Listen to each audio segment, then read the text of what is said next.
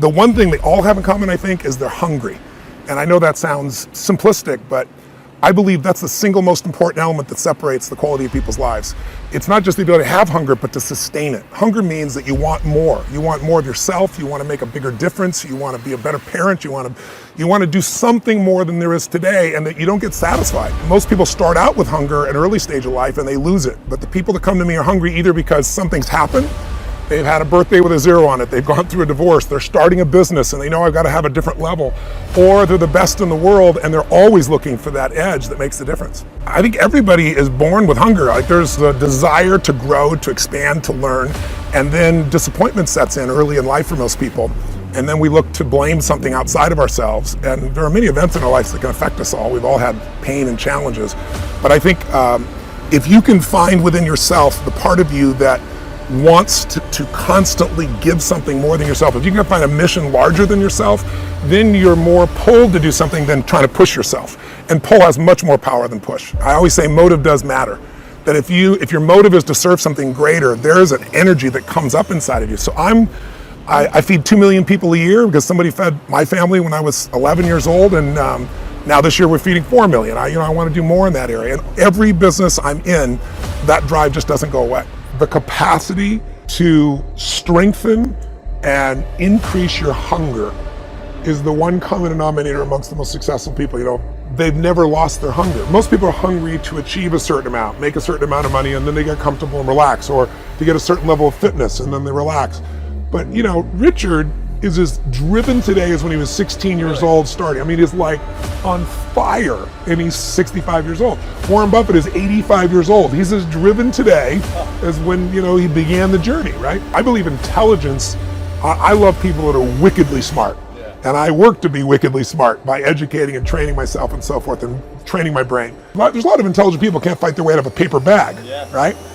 Hunger is the ultimate driver, because if you're hungry, you can get the strategy, you can get the answer. If you can't model it, you can find it. So hunger, modeling would be maybe the next best skill. Knowing that success leaves clues. The best way is get around where it's better and things will hit you.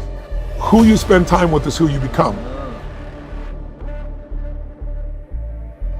How bad do you want your goal right now? Do you want it as bad as breathing? Do you want it as bad as anything you ever wanted in your life? And if you calibrate it at the highest enough levels, what I found is the people that are the hungriest, they find a way. When you know why you want something, when it's desperation, the power of being desperate is something that most people avoid. They think desperation is a weakness. And I'm here to tell you, desperation is one of the most powerful emotions you could possibly possess, because when you're desperate, you find reserves and reservoirs of ideas, talents, and a strength that you don't know you have when you find yourself in a desperate situation.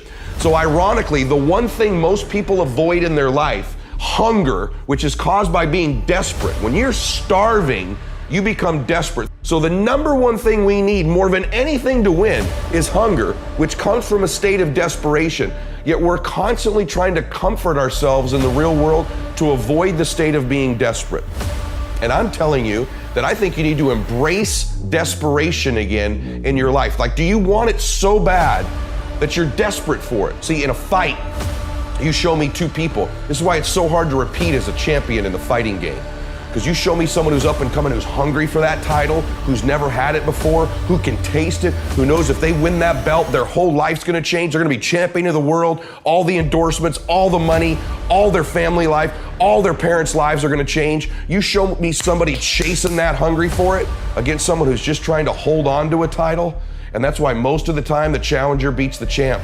It's hard to repeat as a champion because the hunger goes down just a little bit. The greatest athletes, the Kobes, the Bradys, the Jordans of sports, have a way of feeding their hunger all the time and increasing it. What separates them isn't just their work ethic, isn't just their talent, although those things matter, isn't just they practice more. What separates them is they're just hungrier. They somehow find a way as they climb up the ranks and win championships to get even hungrier for more, where 99% of the athletes lose just a little bit of their edge once they get that first championship, that first pro contract, that first big amount of money, that first world championship. They just lose their hunger a little bit.